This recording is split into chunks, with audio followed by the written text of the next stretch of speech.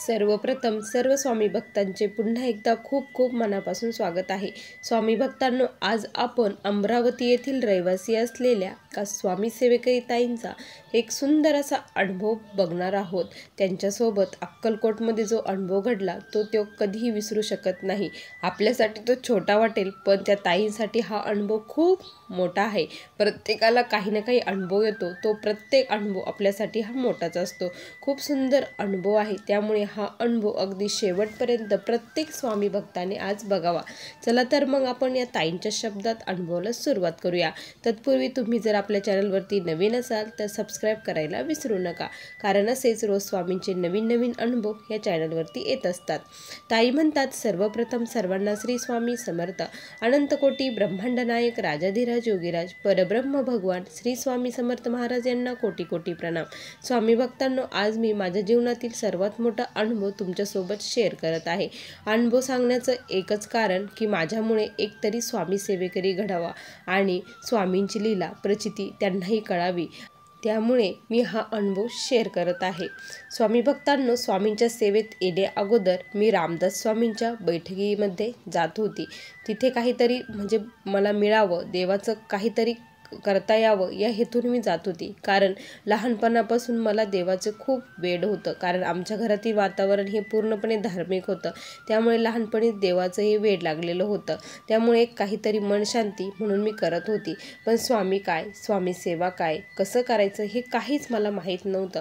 त्या दरम्यान काय झालं की माझी जी एक मैत्रीण आहे तिचा माझा कंटिन्यू कॉल होत असायचा आणि कधी कधी ती स्वामींविषयी मला सांगत असायची। पण म्हणतात ना, जेव्हा आपलं श्रद्धास्थान नसतं त्यावेळेस आपण त्याच्याकडे एवढा विचार करत नसतो।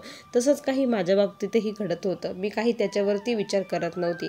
त्यानंतर असंच एकदा काय झालं की माझे मिस्टर हे खूप आजारी पडले असंच आमचा फोन झाला आणि तिने मला म्हणणे की तू तारक मंत्राचं तीर्थ फक्त त्यांना देऊन बघ, काहीच करू नको, फक्त तारक मंत्राचं तीर्थ त्यांना बनवून दे म्हणे, असं ते म्हटले। आणि मग मी काय केलं की तसंच केलं, तारक मंत्राचं तीर्थ दिलं आणि काय चमत्कार, त्यांना बरं वाटलं। त्यांना बरं वाटल्यानंतर खूप आश्चर्य वाटलं की खरंच हे आहे म्हणून। आणि मग मी पण स्वामींचा फोटो वगैरे आणला आणि सेवा चालू केली। त्याच दरम्यान काय झालं की आमच्या शेजारच्या ज्या ताई आहे त्यांची आई ही कॅन्सरनी डेथ झाली होती। त्यामुळे आणि थोड्या दिवसात त्या ताईंच्या पण छातीला अशी गाठ आली। डॉक्टरांनी सांगितलं की तुम्हाला गाठ आहे। त्या खूप टेन्शनमध्ये होत्या, घाबरल्या होत्या। डॉक्टरांनी सांगितलं 8 दिवस या गोळ्या घ्या, यांनी नाही बरं वाटलं तर आपण पुढचा निर्णय घेऊया, असं त्या म्हटल्या। त्या मला सांगत होत्या आणि रडत होत्या, मला खूप भीती वाटत आहे, मला पण कॅन्सर असेल का, असं त्या मला म्हणत होत्या।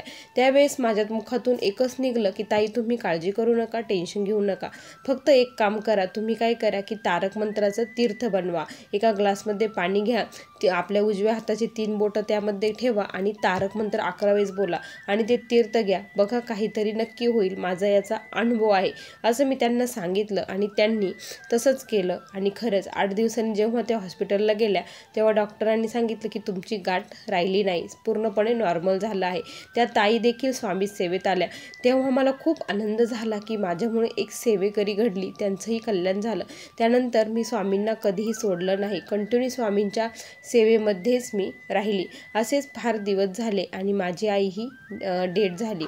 आई गेल्यानंतर कोणाचाच म्हणजे असा आधार राहिला नाही। आता माझे वडील होते, भाऊ-भाऊजाई, आता वडिलांकडेच पूर्णपणे बघायचं होतं आणि माझं माहेर हे अक्कलकोटच आहे। पण अक्कलकोट असून देखील एवढा उशीर मला स्वामींच्या सेवेमध्ये येण्यासाठी लागला, ही खूप माझ्यासाठी शोकांतिका आहे की मला स्वामी कळायला खूप दिवस लागले।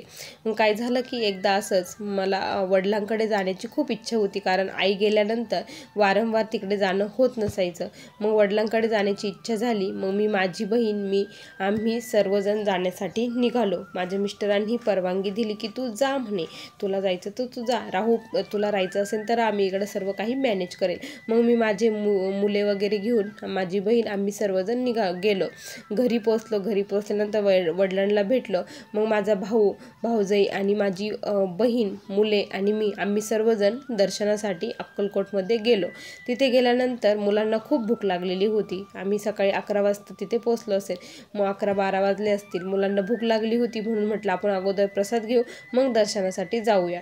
प्रसाद वगैरे घेतला. त्यानंतर तिथले ते दादा होते सेवेकरी, ते म्हटले तुम्हाला सेवा द्यायची आहे का असं म्हटले. तर आम्ही म्हटलं हो आम्ही देऊ शकतो. मग माझा भाऊ, मी आणि माझी बहीण, आम्ही तिघेजणही तिथे अन्नदानाची सेवा देण्यासाठी राहिलो. आम्ही 12-1 वाजता तिथे उभे राहिलो तर 5 वाजेपर्यंत ती सेवा आम्ही देत होतो, करत होतो. त्यानंतर 5च्या नंतर आम्ही तेथून दर्शनासाठी गेलो. संध्याकाळ झाली होती. आतमध्ये गेलो, वटवृक्ष मंदिरात तिथे गेलो. तिथे गेल्यानंतर काय झालं ना, खूप असं म्हणजे हे होतं, ते दादा आहे ना तिथले, ते झाडून घेण्याचं काम करायला लागले होते.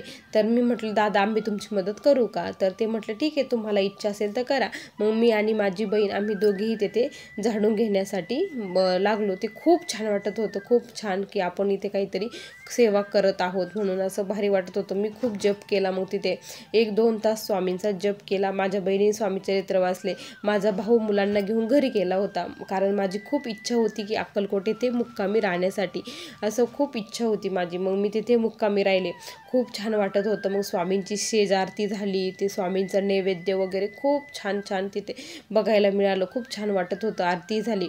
त्यानंतर काय झालं ना की थोड्या वेळाने मग मी दादांना म्हटले, जे दादांनी आम्हाला झाडू घ्यायची सेवा दिली होती, त्यांना म्हटलं की आणखी काही सेवा असेल तर आम्हाला करण्याची इच्छा आहे. तर ते म्हटले ठीक आहे तुम्ही 10-10:30 वाजेपर्यंत या म्हणे, मी तुम्हाला काहीतरी सेवा देईल असे म्हटले. तर 9-9:30 वाजले होते. मग बहिणीला म्हटलं की आता कशाला जायचं रूमवरती, आपण इथेच थांबूया. ती म्हटली भूक लागली आहे, आपण काहीतरी खाऊन येऊया. तेवढ्यात काय झालं ना की एक म्हणजे तिथे असं हे आलं, खूप बॉटलमध्ये भरून हे तीर्थसारखं आलं बाहेर. मी म्हटलं की हे काय आहे, मी सहज विचारलं. तर ते म्हटले की हे अमृत आहे. हे असं म्हटल्यानंतर मला खूप असं हे वाटलं की अमृत आहे. तर ते म्हणले की या स्वामींचं अभिषेकाचं तीर्थ आहे, स्वामींच्या वरती हे केलेलं. तर मला ते खूप घेण्याची इच्छा झाली, कारण माझ्या वडिलांसाठी मला ते घ्यायचं होतं, कारण माझे वडील हे आजारी राहतात. आई तर गेली, पण वडिलांना मला हे करायचं होतं, ते तीर्थ द्यायचं होतं. मी खूप प्रयत्न केला, त्यांची खूप रिक्वेस्ट केली की मला द्या. अगोदर तर ते नाहीच म्हणत होते. मी अर्धा तास तिथेच बसली, नामजप करत बसली आणि त्यांना खूप रिक्वेस्ट केली. त्यानंतर त्यांनी मला थोडंसं ते दिल्यानंतर मग खूप आनंद झाला की मला ते मिळालं. आता मग 10-10:30 वाजले होते. मग मी त्या दादांकडे पुन्हा गेली की दादा आम्हाला तुम्ही म्हटले होते ना सेवा देतो तर द्या. तर ते म्हटले ठीक आहे तुम्ही गाभाऱ्यातील झाडून घ्या आणि फडची पुसून घ्या असं म्हटले. असं म्हटल्यानंतर मला इतका आनंद झाला, इतका आनंद, कारण त्यावेळेस तिथे कोणीच नव्हतं. पूर्णपणे शांतता होती आणि एकदम शांत, स्वामी आणि मी एकटीच तिथे आहे असं वाटत होतं. आणि मग मी म्हणायची की या फडचीवरती स्वामींनी पाय ठेवला असेल. खूप वेळ मी स्वामींसोबत बोलत होती, स्वामींच्या डोळ्यात डोळे घालत होती आणि तिथे हे करत होती, बोलत होती तिथे की स्वामी किती माझं भाग्य मोठं आहे की तुम्ही मला ही सेवा करण्याची संधी दिली आहे असं मी म्हणत होती. कारण अगोदरच काय झालं ना की जेव्हा माझी कृपासिंधू मालिका आहे ती बघता बघता मी अशी म्हणायची की हे किती परम भाग्यवान आहेत की यांना ही स्वामींची सेवा करायला मिळते, आपल्याला कधी अशी सेवा करायला मिळणार. आणि खरंच स्वामींनी ती इच्छा माझी पूर्ण केली. हे बघून मला खूप आनंद झाला. मला खूप असं वाटत होतं आणि मी खूप भरून पावल्यासारखी मला वाटत होतं. आणि मग मी म्हटलं की स्वामी मला काही देऊ नका, फक्त तुमच्या चरणापाशी अशीच राहू द्या आणि तुमच्या या चरणाची अशी सेवा माझ्याकडून घडवून घ्या असं मी स्वामींना तिथे म्हणत होती. आणि फरची वगैरे पुसून झाली. खूप छान वाटलं त्या दिवशी. त्यानंतर काय झालं ना का मी घरूनच म्हणजे येताना म्हटले होते, कारण माझ्या आईच्या घरी खूप मोठं चाफ्याचं झाड आहे. मी म्हटलं स्वामींना चाफ्याची फुलं आवडतात तर आपण चाफ्याची फुलं नक्की घेऊन जाऊया. पण मी ती विसरली चाफ्याची फुलं, कारण माझ्या मनात होतं की चाफ्याची फुलं न्यायची आणि अगदी ती मी विसरूनच गेली. आम्ही सकाळी उठलो आणि म्हटलं आता आपण समाधी मंदिरामध्ये जाऊया. समाधी मंदिरात जायचं होतं. मग आम्ही सकाळी लवकर गेलो. तिथेच हे चालू होतं, अभिषेक वगैरे चालू होता, तिथे सर्व काही चालू होतं. मग आम्ही तिथे थांबलो आणि थांबल्यानंतर अचानक त्याच्या हातामध्ये एक मूठ भरून चाफ्याची फुलं दिली. ते चाफ्याची फुलं दिल्यानंतर मला असं वाटलं की मी स्वामींसाठी चाफ्याची फुलं आणायची विसरली आणि स्वामींनी मला त्याची आठवण करून दिली आणि मला स्वामींनी प्रसाद म्हणून चाफ्याची फुलं दिली. खूप आनंद झाला त्यावेळेस. ते चाफ्याची फुलं आज देखील माझ्याकडे आहे आणि खूप छान मला वाटत आहे. खरंच स्वामींची कृपा माझ्यावरती आणि माझ्या कुटुंबावरती खूप आहे. अशीच कृपा स्वामींनी माझ्यावरती ठेवावी आणि माझ्याकडून ही सेवा करून घ्यावी आणि जे कोणी दुःखित पीडित आहेत त्यांच्यापर्यंत मला पोचवावं. माझ्या मुखातून स्वामींचा मार्ग त्यांच्यापर्यंत जावा एवढीच स्वामीच्या चरणी आता प्रार्थना आहे. असा मला आलेला हा अनुभव होता. बघा स्वामी भक्तांनो, किती सुंदर अनुभव होता. तुम्हाला या ताईंचा अनुभव कसा वाटला नक्की कमेंटमध्ये कळवा. पुन्हा भेटूया अशा सुंदर अनुभवासोबत. तोपर्यंत सर्वांना श्री स्वामी समर्थ. जय जय स्वामी समर्थ. श्री गुरुदेव दत्त.